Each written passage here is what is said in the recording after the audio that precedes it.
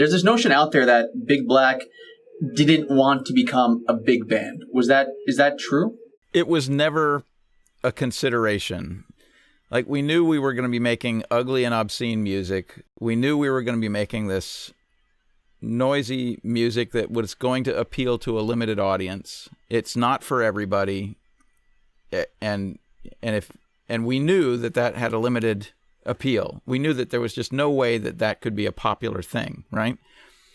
So there was no point in entertaining any notions of popularity. Then, as the band was winding down, like, we started to draw more people to our shows. And as more people started turning up, we started to see people that we didn't want to associate with at our shows. And that was a little uncomfortable. Like, in the beginning, when you're just playing for yourselves and for your friends, you feel like you could have a one-to-one conversation with pretty much everybody in the room, and you're all on the level and everybody would get along, right? And then as your audience gets bigger, it starts to include people that don't get it, that have a mistaken notion of you, like people that are themselves ugly and hateful people, and they see your music as an expression of their ugliness and their hatred. So they think that they're on board with you, but what they really are is like the root cause of the struggle, you know? So we started to see that kind of thing. And I've seen other people remark about that in other contexts as well, where initially they felt like they were making music for themselves. And then as other people latched onto it, they started to see that their mindset was more common than they thought. Like, there were more people in tune with them than they thought. And then at a certain point that breaks, and you realize that there are people that just don't get it, that are there for the wrong reasons. They're there for a social evening, a night out on the town, or they're there because there's some cachet about the band that they're trying to signify for themselves, you know? Like, I'm cool because I'm here at this cool show with this cool band, that sort of thing. And we just didn't want to indulge any of that, you know? And so the band broke up sort of on program. Like, Santiago had said, I really only have about another year that I can do this because I'm going to go to law school and I'm going to be way too busy once I'm in law school. So I'm going to have to put a lid on it at this point. And so we kind of had an end point for the band. Like, we kind of knew the band was going to end at this point when Santiago had to go to law school and begin his adult life, as it were. That was a really liberating thing, to know that the band had a fixed lifespan. Like, whatever problems we get into, whatever trouble we have, it's going to be over on this date, you know? Whatever shit goes down, let's make it worthwhile. Let's, go for the gusto in the next 6 months or whatever. And being fair, Santiago put up with it. We worked him like a mule during that last year, and he put up with it pretty well. So was that the main reason why the band broke up, because Santiago was going to go to law school? Yeah. I just couldn't, like I said, I kind of idolized Santiago, and when he joined the band, it really completed the band. It made the band sound and feel complete. And I just couldn't imagine playing that music without him, that sounds kind of flowery and romantic, but it's kind of a practical thing. Like, so much of the music depended on his unique playing style. And I suppose, we could have just evolved and become something else, but I was very fond of what we'd done up to that point, and I felt like it was a nice way to sort of,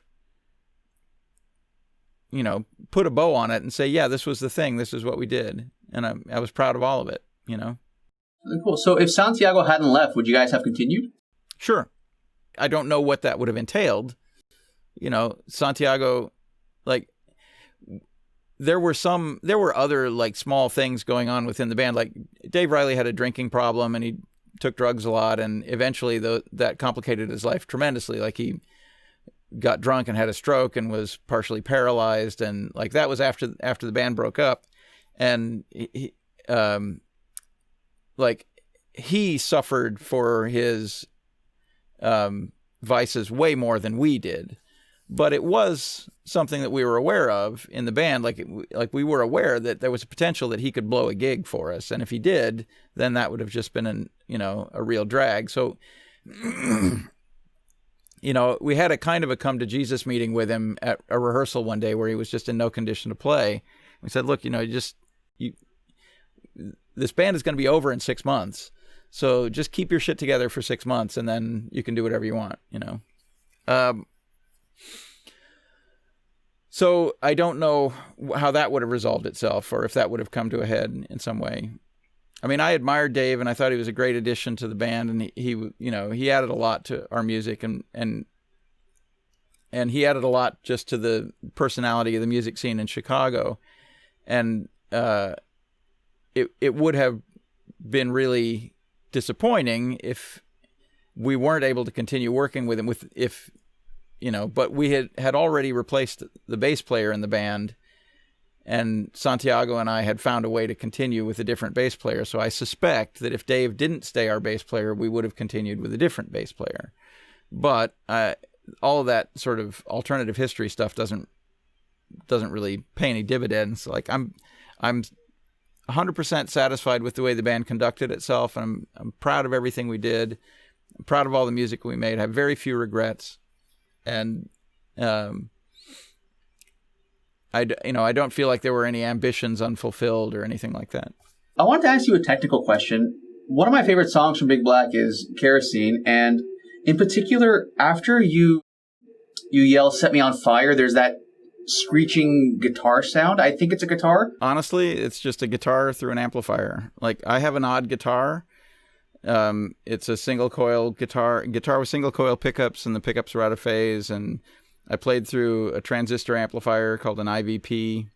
Santiago had a Telecaster, but he always played through a distortion pedal and a Fender Twin, typically, and his guitar sound was always extremely dark and very gnarly. Big Black was active from 1981 to 1987. During this time, Big Black released 2 studio records, 4 EPs, and 5 singles, as well as 2 live albums and 2 compilation albums. Through parts of 81 to 83, Big Black consisted of only Steve Albini. Through parts of 83 to 84, the band's lineup consisted of Steve Albini, Santiago Durango, and Jeff Pizzati. The band's final lineup through parts of 85 to 87 consisted of Steve Albini, Santiago Durango, and Dave Riley.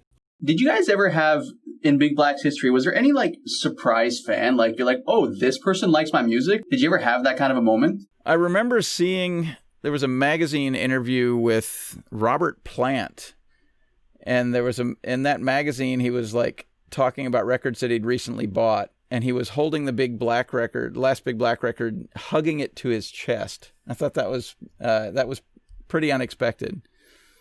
And later I got to meet him and do a record with him and Jimmy Page. I didn't talk about that moment. You didn't bring up Big Black during the sessions with him and Jimmy Page?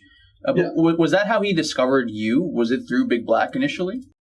I honestly don't know. I think he may have seen my name on the back of other records, but I know when I initially got a phone call from him inquiring about me working on a record, and he asked me to send him a package of stuff that I had recorded, including recordings with female voice and recordings with acoustic instruments.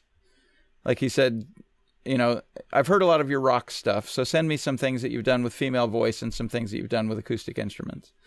So I put together a parcel of records and I sent them over, and he and Jimmy Page listened to them one afternoon, and then I got a call from the two of them, and they said, okay, let's set it up. Let's come on over and we'll do a record. What was it like working with them, if I might ask? Yeah, I mean, they're two of the biggest figures in music. It's intimidating, enormously intimidating to be around people with that kind of pedigree and that kind of experience, and it was gratifying to be asked and gratifying to realize that I was satisfying them, as the session progresses, initially, you're sort of treading lightly, like you don't know how long you're going to last, because they had a reputation for sort of summarily firing people. And it wouldn't have surprised me if I had gotten 86 fairly quickly, But a couple of weeks into it, I started to realize, no, we're actually making really good progress, and they seem very happy with the way this is going. And that was gratifying to feel like you measured up, just as a professional accomplishment, to be working with people with that kind of experience and that kind of pedigree, and for them to be satisfied with your work is really gratifying, And then being around those people, they're just amazing people. Like the war stories alone are just incredible. They surround themselves with like the weirdest fucking characters as well. Really, it was a really cool, really great experience. I'm really glad I got to be involved. And my admiration for them as musicians and as people grew during that session. I mean, that's true for a lot of people, where the more time you spend around them, you start to realize that, they're considered great for a reason, and that's fair in that case. Jimmy Page is known as a guitar player and as a producer, right? Like as the guy that put Led Zeppelin together and that sort of thing. But what impressed me the most about him was his ability to listen with incredible detail. Like he could hear a playback of something and pick out little details that he liked or didn't like with incredible acuity. Like you could hear two passages that would sound identical to you and me. To you and me, they would sound identical. To him, he could hear that there was a missed emphasis on the third note of the second tuplet of the triplet section or whatever it was, so him being able to listen to the music in precise detail, listen through something incredibly complex and hear the details in it. I described it as him being able to see every bird in the flock, and that really impressed me about him. And also just the fact that the two of them were willing to be collaborative and cooperative with each other after all the history they'd been through, and after, spending years apart, like not working together, and then getting back together to collaborate on something like that, I thought spoke very highly of the two of them, That's amazing. Do you have a favorite Zeppelin record? Probably two. Two? That's a good choice. The record Steve Albini recorded and engineered for Robert Plant and Jimmy Page is called Walking into Clarksdale. Steve Albini spent 5 months working on the album at Abbey Road Studios in London, England, and it was released on April 21st, 1998. It should be noted that Walking into Clarksdale is the only studio record ever released by Page and Plant. Page and Plant being the name of the band Jimmy Page and Robert Plant had together. Page and Plant were together from 94 to 98 with a brief reunion in 2001. There are 12 tracks on Walking into Clarksdale. The 6th song on the record, Most High, was released as a single and reached the number 1 spot on the US Billboard mainstream rock charts and 26 on the UK singles chart. The song won the Grammy for Best Hard Rock Performance in 1999. The 5th track on the record is called Please Read the Letter. Robert Plant re-recorded that song in 2007 with Alison Krauss, and that re-recording of Please Read the Letter ended up winning the Grammy for Record of the Year in 2009. As mentioned, there are 12 songs on Walking into Clarksdale, though on the Japanese release of the record, there is a 13th song titled Whiskey from the Glass. The title of the record, Walking into Clarksdale, is an homage to Clarksdale, Mississippi, one of the key locations in the history of American blues. The record was released in Canada and the US by Atlantic Records, and internationally by Mercury Records. Now, I want to show you guys a clip from my first interview with Steve Albini, where he discusses what it was like for him working with Jimmy Page and Robert Plant. Is it a different approach when you're working with someone like, let's say, a Kurt Cobain or a Robert Plant compared to like the indie artists you work with? Do you approach things differently? I believe that I give everybody the same degree of credit, and I take everybody's music seriously. So if I'm working with somebody who has notoriety, then there might be more pressure on them. They might have some expectations in terms of my deference, and I don't want to insult somebody by not being deferential, for example. So when I was working with Jimmy Page and Robert Plant, obviously I'm working with people of extraordinary stature with a lot of experience, and they've made a lot of great records. I've made some records, so I feel like I have to treat them with a degree of deference that pays respect to their experience and their expectations, right? So I'm probably more, and it's also intimidating to work with somebody who's like, super fucking famous. I did a record with Iggy Pop, and it was really hard for me to get past the point in the morning when the doorbell rang and, the intercom says, "Hey, it's Iggy." Like that, you just you freeze in moments like that. What do I do? Iggy pops at my front door, One of the things about Big Black that I've always found interesting is that you used a drum machine instead of an actual drummer. Was that out of necessity for not having a drummer, or was that an artistic choice?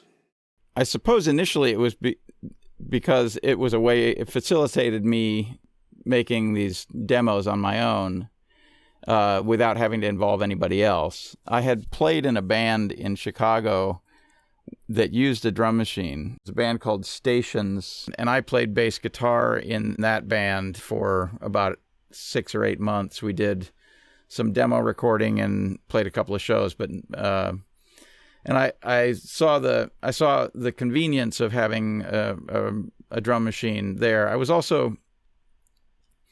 into that kind of music. There was a kind of a spate of bands in that era that were trying to make use of electronic rhythms, and some of them were really distinctive bands. Bands like Kraftwerk and Tuxedo Moon and Cabaret Voltaire, and I listened to a lot of that music, and I was influenced by a lot of that music, and I was trying to do something in that spirit, basically using the drum machine as a band member, like taking the drum machine seriously rather than having it be a placeholder for a regular drummer. At the time, there were, and then later in the 80s, as digital drum machines became available, they started to become a kind of a cop-out for record producers who didn't want to have to mess with miking up a drum kit.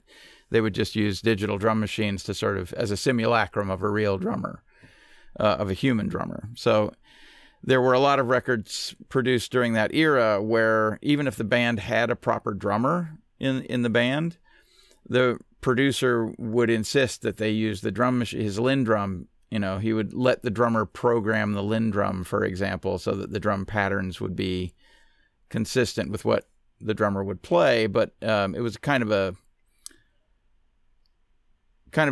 one of the many grotesqueries of record production of that era was that you'd have a band with a perfectly good drummer, and the record producer would replace the drummer with a drum machine because he preferred the repeatability and reliability of the drum machine, and in so doing really take a lot of the personality out of the band. I didn't want that to be my relationship with the drum machine. I wanted to take the drum machine seriously for its own eccentricities and for its own, for the things that it could do uniquely well. That is, it could play a very precise, very specific pattern flawlessly at any speed, and you could make changes in an arrangement or a pattern on the fly and experiment with them and then go back to the way it was, things like that, without having to exhaust anybody else's creative juices and without having to get into any kind of a debate about, the propriety of or the authorship of the drum pattern, So I liked the drum machine as an instrument with its own character. I wasn't using it as a replacement for a drummer. I was using it for its own, what it could do uniquely well. I do feel like there's a lot of unmapped territory still in the domain of the drum machine.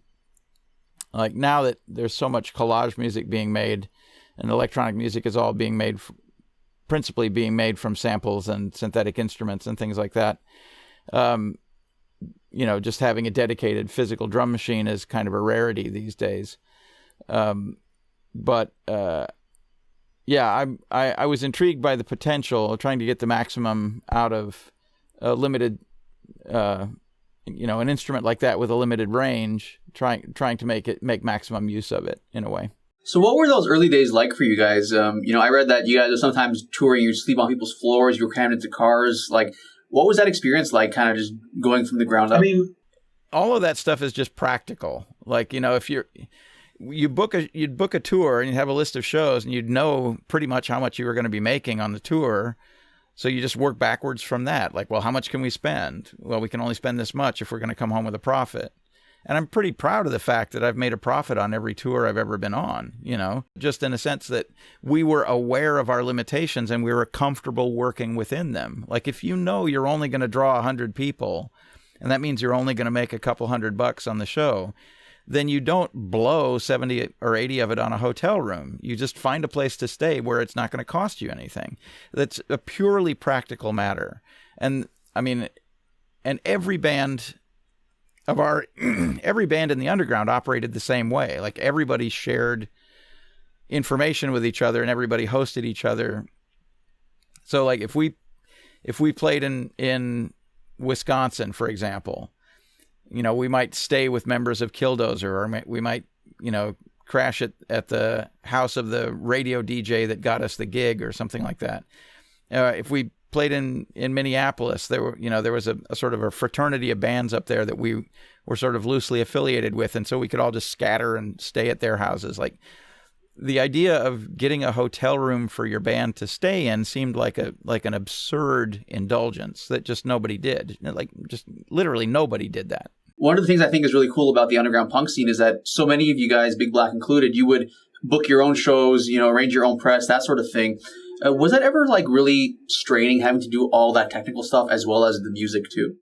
No, I find it much less stressful than worrying about somebody else fucking something up for me, Like, even now, I don't have a manager, I don't have a lawyer. Our band books its own shows, We don't have a press person, we don't have a publicist. I find all of that stuff much easier to navigate than me having to call a manager who then has to call a publicist, who then has to call his list of writers and then get availabilities and then call the manager and give the manager the list of availabilities, and then the manager confronts me with the list of availabilities, and then I go, just all this stuff. It's just so inefficient and so time consuming and so wasteful, and all of it costs money. So that means that you're burning more of a limited resource every time you indulge in these kind of formalities, and we just refuse to do it. Like, if you have if just as a pure speculation here, let's pretend that you have a manager and a booking agent and a business manager and a tour manager, and your manager is taking 15%, or let's be generous and say 10%. Your manager is taking 10%. Your booking agent is taking 10%. Your tour manager is probably being paid $100 a day, something like that. So let's say you've booked a gig for $1,000. Off the top, your manager gets $100. Off the top, the booking agent gets $100. Off the top, your tour manager gets $100. Let's say you have a sound guy. You have to pay your sound guy $50 or $100. So there's another 100 shot. So now you're down to $600 for that gig. And let's say you spent $100 to get there on meals and gas and that sort of stuff. Now you're down to $500. And let's say you've got, some consumable expenses for the gig, like guitar strings, drumsticks, whatever. You could easily spend another $100 just on life, during the period it takes you to get from home to the gig. And now you're down to like $400 profit from the gig. And if there's 4 of you in the band, that means each of you gets $100 out of that for all of that work. That means more than half of the money that comes in has been just sprayed out into all of these ancillary expenses. But if you cut all those things out, like if you don't have a manager, if you don't have a booking agent, if you don't have a tour manager, if you manage your own affairs in that way, you can often nearly double the amount that you realize from normal activities like playing a show or, royalties that you're paid from a record or deal from selling records, or the merchandise that you sell after a gig, like you sell t-shirts or records after a gig. If you're not paying somebody to take care of that stuff for you, you get to keep all the money. These are all just practical things. It's not a philosophical thing like I want to be in control of my own life. It's just a simple practical matter of we're dealing with things on a small scale, a small number of people, a small amount of money, small infrastructure. So it doesn't make sense to have a large administration siphoning money out of that small relationship, and that's just talking about the money. The practical aspect extends to other things as well. Like if you run a club and I call you to book a show and I give you the dates that we're looking for and you say, yeah, and we book it, then we're done in one conversation, right? If I tell a booking agent, if I tell my manager that we want to go on tour and he tells the booking agent, and the booking agent has to go through all of his voodoo and find all of the routings and things and come up with his, like the people that he's trying to curry favor with and all that sort of stuff. And eventually it comes back to you. I still have to approve all of that stuff. Like I would still have to agree to do all of that stuff. So in a sense, all we've done is just made a single conversation between you and me last weeks of deliberation through officiaries and secondary people. And it's just, it doesn't make any sense to me to buffer myself from those kinds of decisions. If we can do them ourselves, it's just orders of magnitude faster and easier and more efficient. And it means that we don't have to be like we don't have to charge as much for our shows. We don't have to, or given that we charge the same amount as we would anyway, we'll make more out of it. So it takes the pressure off of having to play many, many shows because the margins are so thin, Like you don't have to do a 20-date tour. You can do a 5-date or 10-date tour and make just as much money. So I guess the practicality of avoiding all this extra bureaucratic yellow tape, is that partly why you guys didn't want a major label deal? Well, I mean, there are a couple of things at play there. Like in the beginning, when I was doing Big Black all by myself, if I had sent those demos or those records out and a big record label had approached me and said, hey, we want to sign you to our big record label, I would have signed the first fucking thing that anybody waved in front of me. Of course I would have. I was stone fucking ignorant. I would have signed literally the first thing anybody waved at me. I would have signed it, right? But as I got more involved in the music scene, the social environment of the music scene, I got to see how other bands related to their record labels and what problems they started to express. And I started to see the ways that those relationships could go sour. And extrapolating from that, I started to see how small bands on big labels were really badly treated, meaning they weren't taken seriously by the big record labels because they had a small audience and they were going to be unprofitable.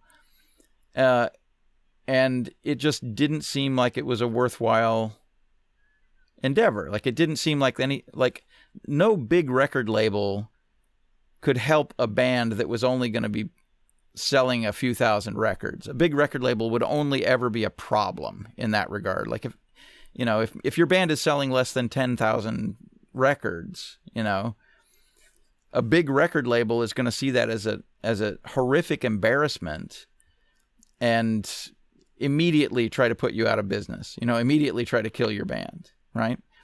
But if you're doing it on your own, selling records out of your house or whatever, selling 10,000 records is a big fucking deal. Like you can make, that's $40,000 or $50,000 that you'll make out of that one record, and that's a sustainable existence for a band to put records out on that scale.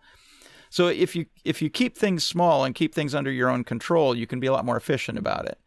And if you get involved with a big system, like a big industry that expects large numbers and high turnover and profit margins, then you're just going to disappoint those people and you're going to be viewed as a failure. And the whole process is going to be uncomfortable. So we just avoided it because being fair, we didn't get offered that much stuff. Like, we would occasionally be approached by somebody who had an office at a big record label, and we just told them we weren't interested. But it's not like, it's not like we were Chance the Rapper or something, where we were like this this plum waiting to be plucked to sell millions of records. Like, that just wasn't, that wasn't our world. So I know Shellac's been around for as a whole a lot longer than Big Black, but how would you compare your experience with Big Black to your experience in Shellac? Within the band, like, as you get older and your life gets more complicated outside the band becomes kind of a refuge where you're like, I'm playing in Shellac because it's a way for me to escape from the pressures of having to run a business and having to make a living and having to, maintain a stable home life and, get my fucking car tags updated, renewed, and get my fucking insurance paid. And like, there's all this shit that you have to do as a grown up that's awful and sucks. And the band is a way for you to like disappear into this world of pure pleasure where you're purely doing things to express yourself and indulge in the creative impulse. And that's incredibly rare outside the band experience. So like, as you get older, you treasure the band for that reason, because it's an escape, and it's a creative outlet that you wouldn't have otherwise. So in that sense, the band means more to me. Like, if Big Black had broken up, I probably would have started another band, like on the spot. Whereas if Shellac breaks up, I think I would be done with music, like I'm in this band for the long haul. I've joked with Bob that he can count on me for the first 100 years, but after that we'll have to talk. Big Black was really me finding my sea legs as a musician and as a member of the music scene in Chicago. Like, it was a real whirlwind being involved with those people in that scene at that time. It was just really invigorating. Like, my first significant traveling was done with that band on tour in the States and then overseas. There were just so many first experiences in my life that happened because of that band that it's always going to be, one of the defining periods of my life. So it's hard for me to equate that to anything else, because like you can only have your first milkshake once, and then every time after that it's another milkshake, So I say that because I recall seeing somebody post a video on Twitter about his daughter having her first milkshake and her eyeballs just popping out of her head. And it's like, he's so jealous of her for having the experience of the first milkshake. There are just a lot of things about being in Big Black that was like that. Like, I moved away from home. I came to college. I got my first apartment. I had my first car. I'm getting, learning what it's like to be an adult. I'm making all these new friends. I'm, like, deeply ingraining myself in this whirlwind social scene and meeting all of these incredible people, the smartest, most inventive people, all of whom are collaborating on this group effort of trying to make the punk scene awesome. It was a really buoyant time for me, not just on a personal level, but just like a lot of great things were happening in music during the early 80s, and I got to see a lot of them happen. And that's, I'm grateful for that. And then, as a dude, as a guy, like I was becoming an adult during that period. I was learning what it was like to surround myself with different kinds of people and have to get along with them and interact with people who look different than me and behave different than me. And it was an opportunity for me to grow as a person. So what is it like at this point in your life being in a band now? Is it a different, I guess, sense of enjoyment than it was when you were younger? Certain things are the same. Like, in some cases, we're actually dealing with the same people at the same venues for gigs that we dealt with then. Like, we're still playing the F&R Club, or we're still playing the Vera Club in Holland, In some cases, we're dealing with the same people and doing the same things, and so it's a very familiar experience. In some cases, you're dealing with a kind of a legacy where, there used to be a vibrant punk scene in DC where there were a million places to play, house shows, underground shows, loft shows, regular bars, music bars, whatever.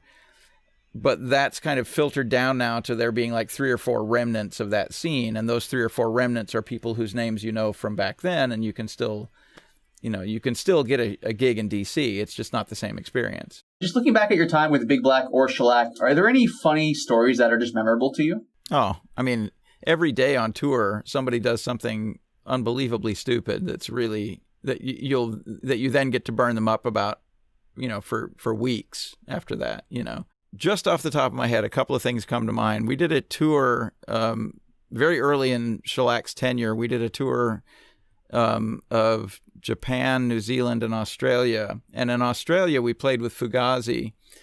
And we've become fast friends with all those guys. I love hanging out with those guys individually or when they're any kind of a group.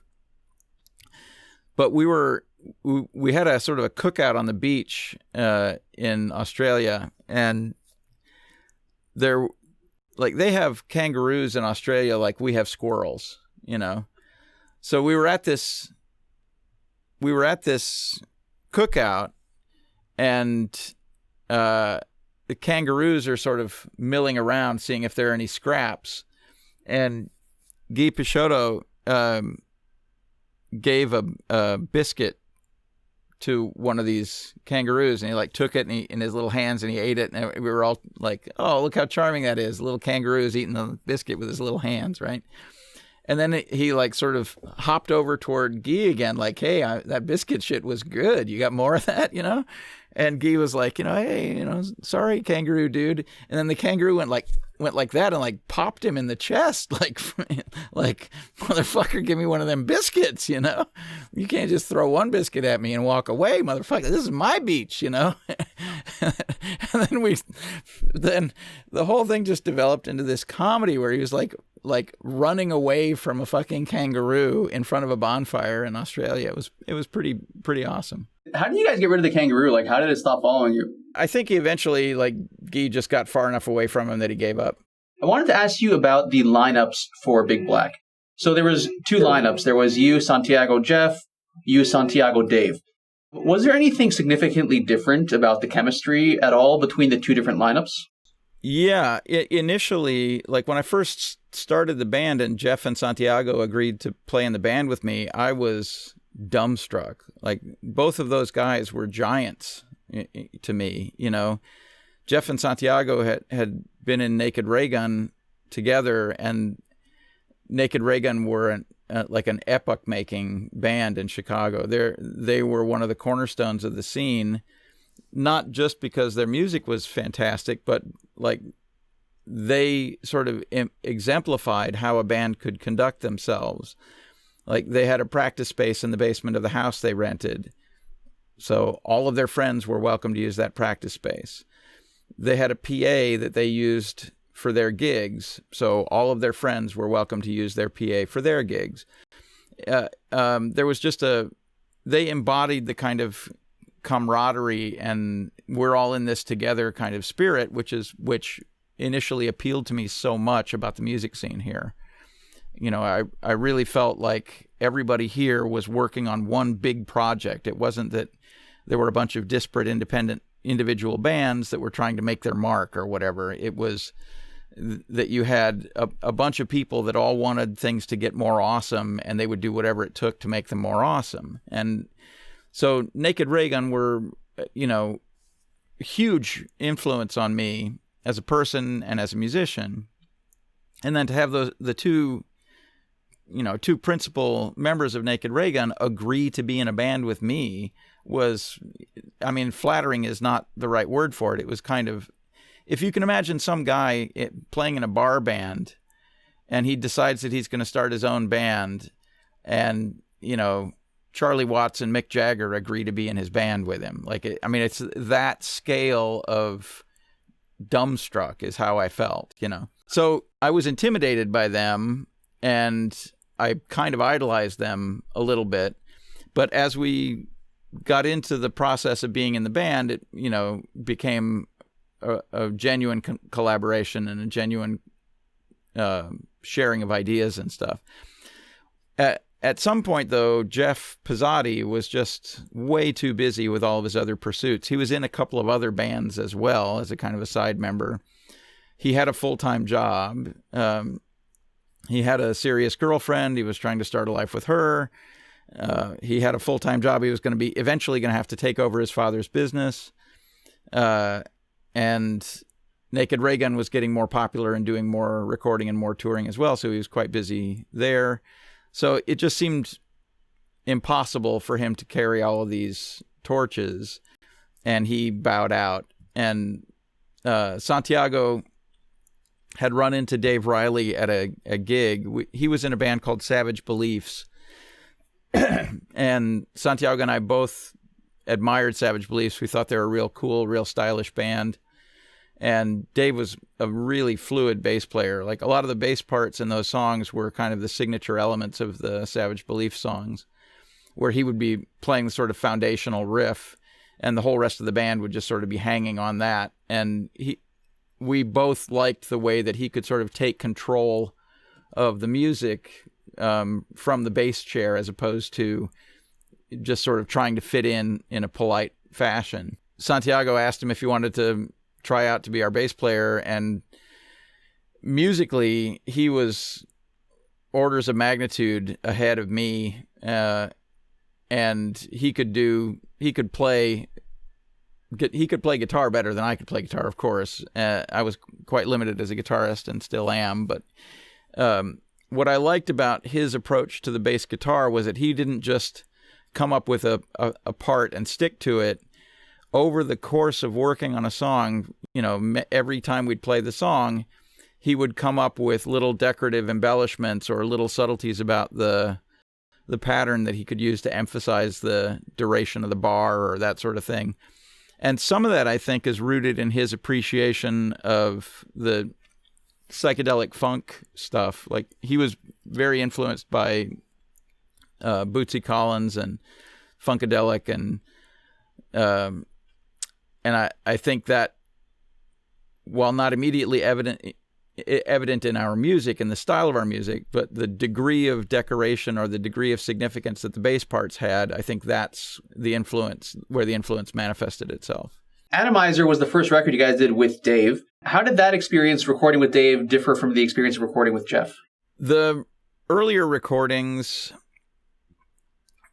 were real slapdash. Like, the first EP was me recording in my apartment. The second EP was us trying to take advantage of a studio that a friend of ours, Ian Burgess, was an engineer at, and he had limited time that was available to him that we could get at a kind of a discount. So we were sort of race in, do a couple of songs, and then run out,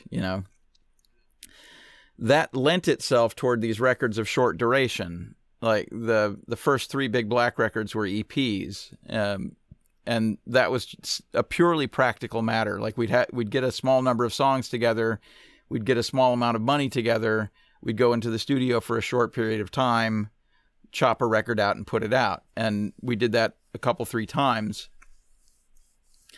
before we had the resources available to do a proper album.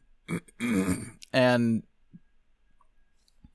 so by the time Atomizer came around, we sort of looked at it as a couple of these EP sessions strung together. Like, we would do the same thing that we did on the initial for an EP, but then we would do it 3 times, and then that would be an album. The first thing that we did with Dave was we had a session where we did the Il Duce single, and one side of that single, Il Duce, was recorded with Jeff Pizzotti, and the other side of that single, the song Big Money, was recorded with Dave Riley. So it was that single was kind of a bridge between the two eras of the band. And like stylistically, you can tell like the Il Duce is more in keeping with the earlier, sparser, more minimal, more nearly electronic version of the band, and the Big Money is more raucous and more dense and more sort of in the driving punk mentality. And I would say we sort of gravitated more toward that mentality after Dave joined the band. I heard that you used to, if it's correct what I read, you used a double pick and you wrapped like coil around it or something? So I used metal picks, picks made out of spring copper. And I have a friend who has a sheet metal punch, and he punches a little notch in the tip of the pick. So the picks have 2 points on them. I don't have one on me, otherwise I could show you, but it looks like a normal guitar pick, except made out of metal. It's very thin, very springy metal. And then the tip of it has a little crescent shape notched out of it so that it has 2 points on the end. So when you hit the string, it hits it twice. And because it's made out of metal, it's a very like sharp attack, very snappy, zinging attack. And it's just, I got into the habit of using them because the physical sensation of playing, has their tactile response of it suits my playing style, and the feedback of that like helps me establish a rhythm in my playing. That's so cool. Was that a typical thing in the underground punk scene in Chicago, or was that unique to you? No, it was just me fucking around with different methods and finding something that I liked and hanging on to it. I mean, that's true of literally everything about my guitar playing. I'm not being modest here. I'm an extremely limited guitar player. Like I don't have the kind of skills that a typical guitar player would have because I didn't learn in a typical fashion. I learned how to tune the guitar, and then I've taught myself essentially everything else. And I never played in a cover band, so I never had to learn other people's songs. I never took formal guitar lessons, so I never learned any of the tropes or tricks that are kind of standard to guitar playing. I've just developed a style of playing that I can make use of in my own music. I have a limited set of skills, but they are finely honed specifically for the kind of music that I play. And the same is true with my equipment. Like I'm playing a Travis Bean guitar now. That's the same guitar I've played for 25 years. I've only played that guitar for 25 years, so I know it intimately. Like I know precisely where to put my hand to grab the toggle switch to make the toggling noise, or like the physical contours of that guitar are kind of built into my style of playing. So I don't have, I'm not a versatile guitar player, and I'm not skilled in the conventional sense, but for the kind of music that I play, I have a pretty highly developed sense of how to do that kind of music. It's been a long time. Would you say that your guitar playing has stayed more or less the same, or has it evolved or developed in any way? What I'm into as a person has changed. So my style of guitar playing has changed in the, commensurate with that. But in parallel with that, I don't know if I would be capable of executing the stuff that's on the Big Black records. I haven't tried. But I don't know if I would be able to do it just because I'm no longer playing in that idiom every day, But by the same token, if the band I'm in now, Shellac, if you tried to get 1980s me to play that music, I don't think I could have done it then. So I wanted to ask you a technical question. One of my favorite songs from Big Black is Kerosene, and in particular, after you yell "Set Me on Fire," there's that screeching guitar sound. I think it's a guitar. Honestly, it's just a guitar through an amplifier. Like, I have an odd guitar. It's a single coil guitar with single coil pickups, and the pickups are out of phase. And I played through a transistor amplifier called an IVP.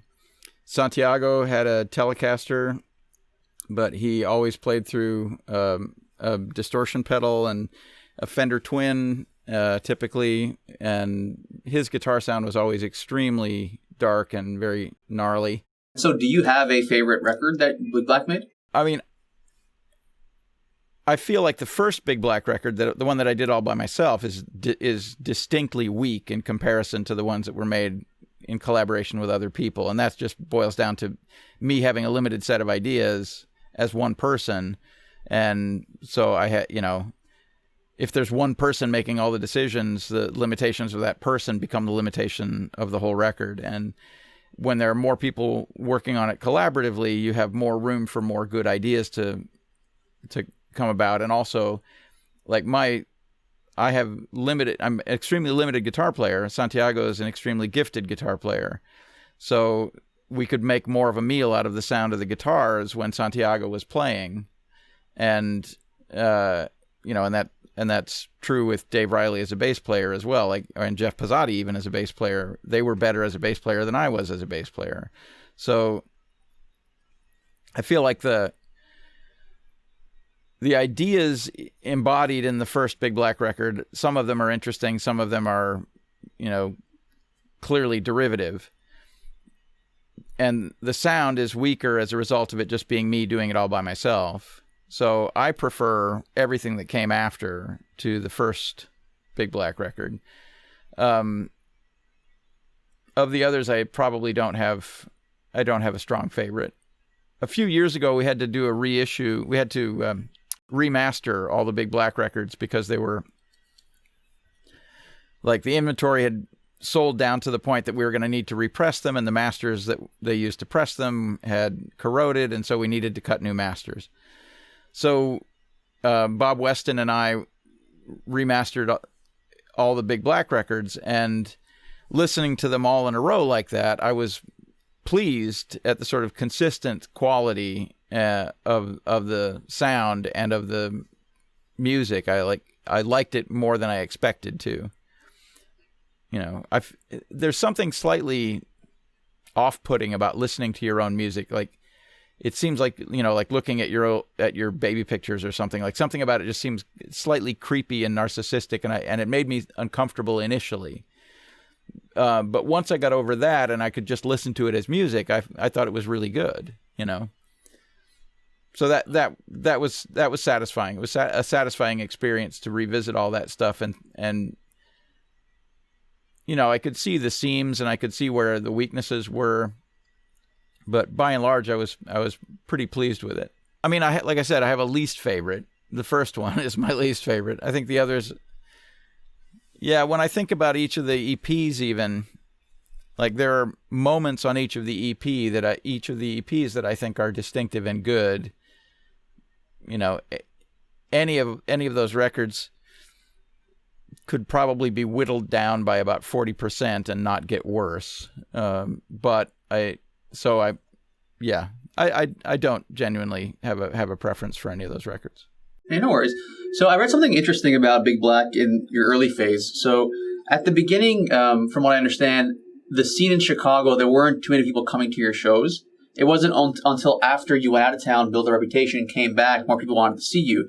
But in response, you guys stopped playing in Chicago because you weren't happy about people only seeing you after you got bigger. Was that true?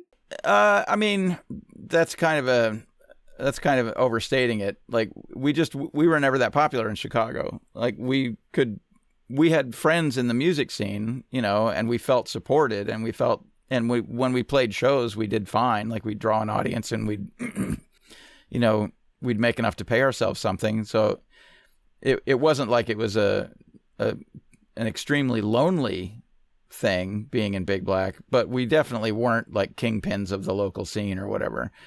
And we were definitely treated better elsewhere, in terms of, like, if we'd play a show in London to 4,000 people, and then we'd come home to Chicago and play to 200 people. It was like, it seemed like there is an aspect of Chicago that I find quite charming, which is that people are prevented from getting too big for their britches, because if they start getting too big for their britches, the city will just like bring them a bigger set of britches and say, "Here, wear these now." You know, like you're just not. Yeah, they're just, especially in the punk scene, like in the underground, there just wasn't the kind of adulation. There wasn't the kind of like star system or reverence for celebrity that there was in a lot of other places. Like in LA and New York, you definitely got the impression that there were people who were like, you know, the luminaries of the scene. And you never felt like that in Chicago. Like there was a half a dozen bands that everybody thought were great and everybody would go to all their shows. And there was maybe 20 or 30 people all together making all of that music. And then there were all the other bands that were sort of less serious projects that were also great and invigorating. But, you know, you couldn't point at one guy and say, yeah, like that's the Jello Biafra of Chicago, or that's the, you know, Greg Ginn of Chicago, or, you know, there just wasn't any sort of a celebrity status for anybody. And so just ending with Big Black, why did you name your last record what you named it? That was the original meaning for the term rock and roll music. Was that rock and roll music was dirty songs about fucking. Rocking and rolling was a euphemism for fucking. So, and at the time there was I don't know if you were around then, but there was a kind of a campaign to clean up music. You know, there were stickers being put on records that had offensive lyrics, and there was a congressional hearing about filth in music and all that sort of stuff. And it just seemed like a ridiculous charade to us that we didn't want to participate in. So we just named the record, instead of naming the record in an abstraction, we named it literally Songs About Fucking, because that's what rock and roll music was originally meant to imply, you know. That's it. And it kind of tested everybody that we worked with. Like, you know, when you're talking to a record label, someone who works at a record label, they give you the impression that you have a long leash, that you can do whatever you want with your band, until you give them a record that they can't advertise, or a record that where the record stores won't put it in the bins. And then they sort of blanch and say, well, when we said you could do whatever you wanted, we didn't mean that, you know. And to their credit, like everybody that we worked with, like some of them took some massaging, some of them took it took a little bit of work to get them on board with the idea of putting out this record. And then like some chain stores insisted on having the word fucking covered with a sticker. You guys actually had that in the chain stores? In overseas, yeah, not in America, but overseas. So in Australia, our Australian licensee was a record label called A Go-Go. Bruce and Greta ran this label. It started as a record shop and then it became a record label, and they did a lot of Australian editions of overseas records that they did the Australian editions of. So they did the Australian edition of that record, and they said that they were required to put a sticker on it, otherwise their distribution chain wouldn't even handle it. What did we want them to do? And I said, well, just put a sticker over the title that says, "Please remove." And so they did. So they printed up stickers that said, "Please remove," and put them over the record, over the title. And so as soon as they got to the store, people peeled the stickers off. And, you know. You mentioned that the first Big Black record, because it was just you don't think it compares artistically to the rest of them? Sure. I've read online that you've said that it's an artistic regret of yours. Is that fair to say that you have a regret about that first record? I mean, in the sense that it's not as good as the other ones. I suppose that's a regret. At the time, it was what I could do. So, and I choose not to second guess myself. So I'm content with that. Probably the only genuine regret I have is the song Jordan, Minnesota, which was about the news reports at the time of a child sex ring in the town of Jordan, Minnesota, which at the time fit into a sort of personal conceit of mine that everybody is capable of all kinds of atrocious behavior. And if things had cooked out differently for you in your life, you could be the guy standing there with a knife in your hand. You could be that horrible person that you're looking down on, right? The news reports about Jordan, Minnesota, that there was this citywide child sex abuse ring seemed to fit into that notion of mine, that even in this small town in Minnesota, there could be a whole town of monsters, right? Well, it turns out the whole thing was fabricated. It was an overzealous prosecutor who was manipulating kids into incriminating people, and the whole thing was a complete fabrication. It was pure theater, and it was all bullshit. We wrote a song about this town and about all of this citywide sort of normalized abuse of children, and none of it was true. And that's probably my only genuine regret, was taking that bait. And yeah, I was a sucker for that whole line, and it bothers me.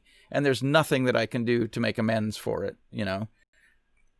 Like, that town is still there. Those people are still there. They're still carrying the indignity of being accused of all of this horrific behavior. And I was just another guy needling them, you know? And that makes me feel bad. My relationship to electronic music was rooted in this early electronic music era where there was aggressive experimentation, where every sound was made specifically by the person who was presenting the music, and no one else could do it.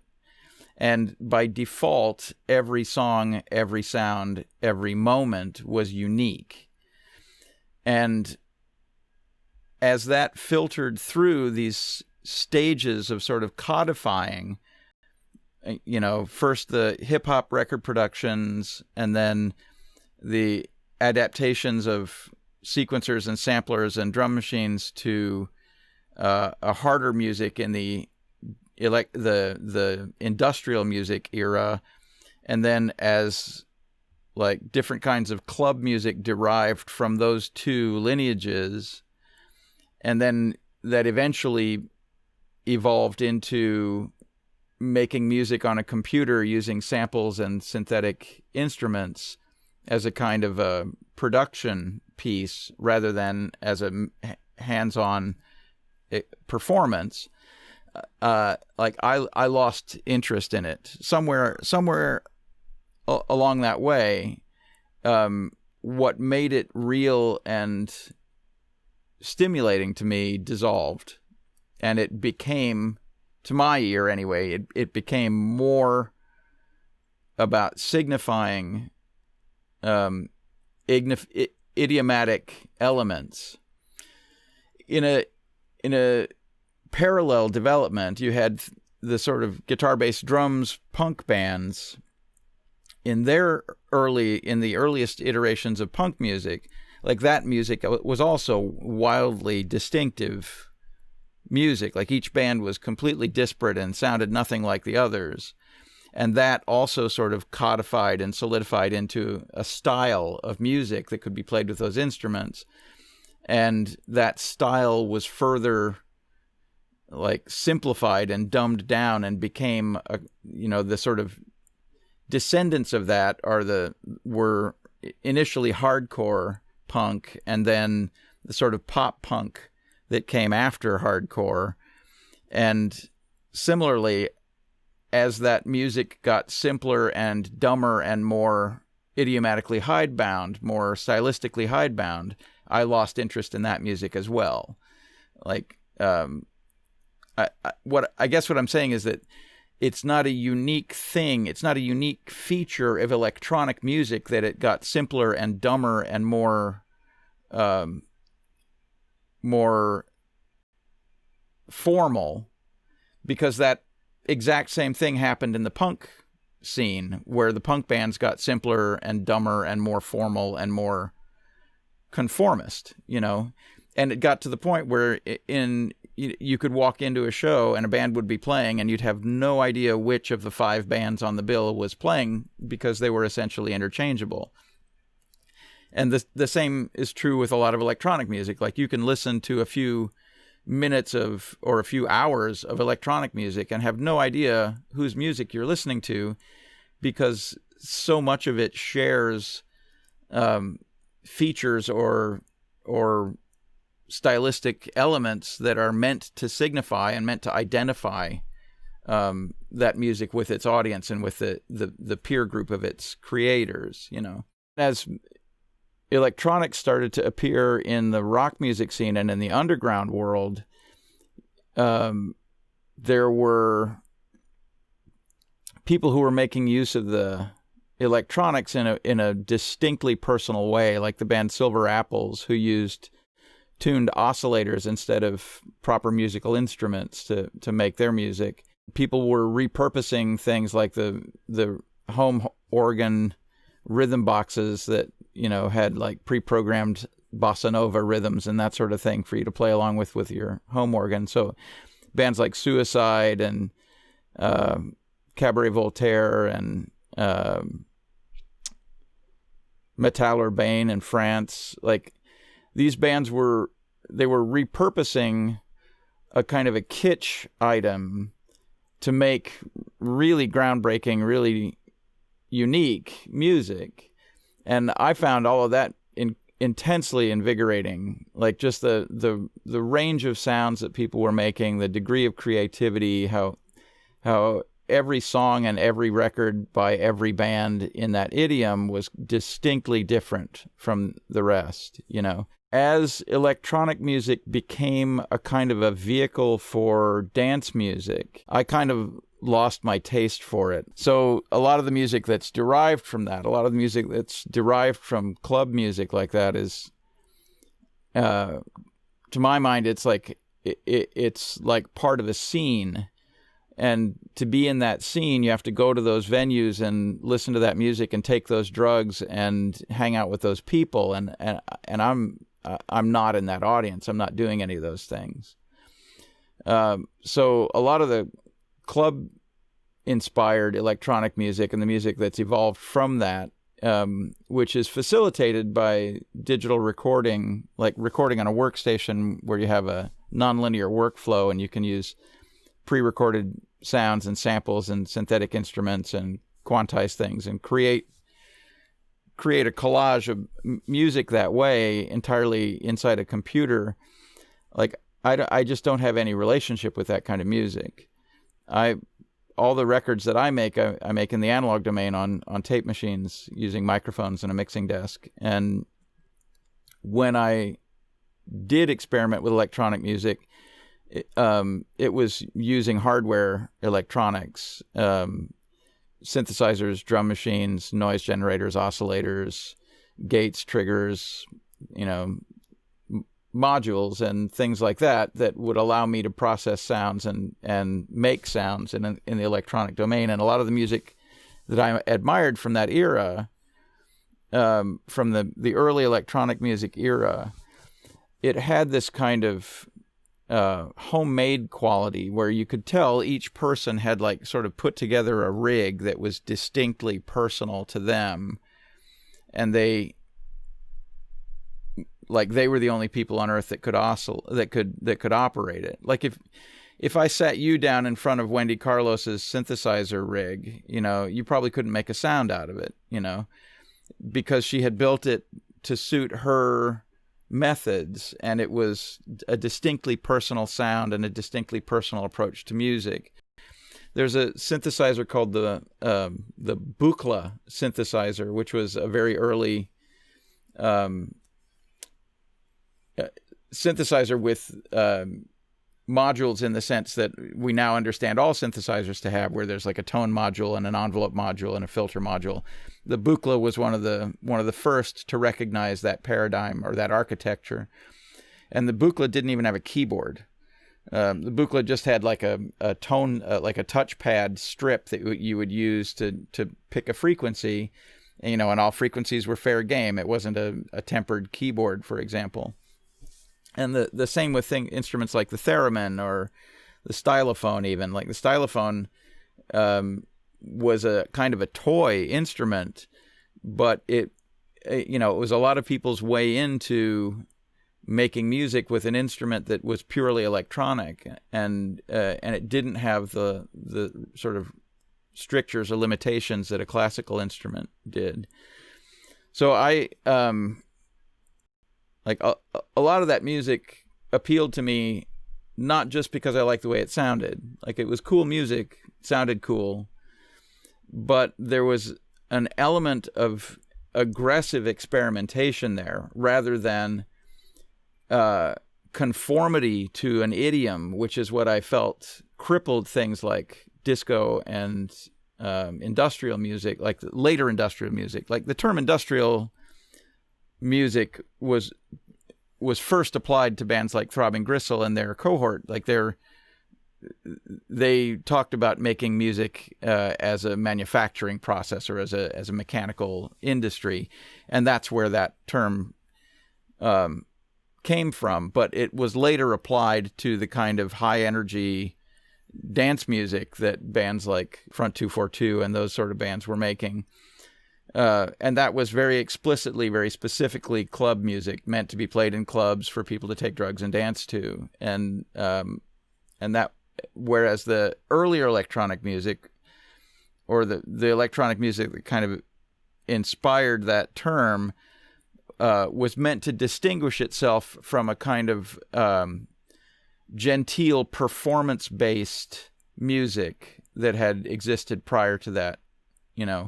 It was intended to distinguish itself from the vocabulary of notes and scales and rhythms and bands with members who had fixed roles and even a fixed perception of what a performance was. There were a lot of experimental bands, like in the sort of fractures created by punk and the art scene around punk. There was a space to make all different kinds of music, and all different kinds of performances could be taken seriously as music. And I found that incredibly invigorating, just that there was no guidelines for what your music was meant to sound like. So you'd have a punk show, for example, in Chicago, where you'd have like a fairly straightforward rocking punk band, and then there would be a band like End Result, who looked like the same kind of people and from the same sort of social scene, but the music they made was this like distinctly formless experiment in music, And then their good friends, Ono, would play. And Ono was another experimental band from Chicago who had even less relationship to the rock tradition and, the strictures of guitar, bass, and drums or whatever. Thanks for watching, guys. If you like what you see, make sure to subscribe for more. All the videos on this channel are original. I'm the one conducting all the interviews and editing all the videos together. So if you guys like what you see and you want to support, the best way to do so is honestly just to subscribe. Lots more to come.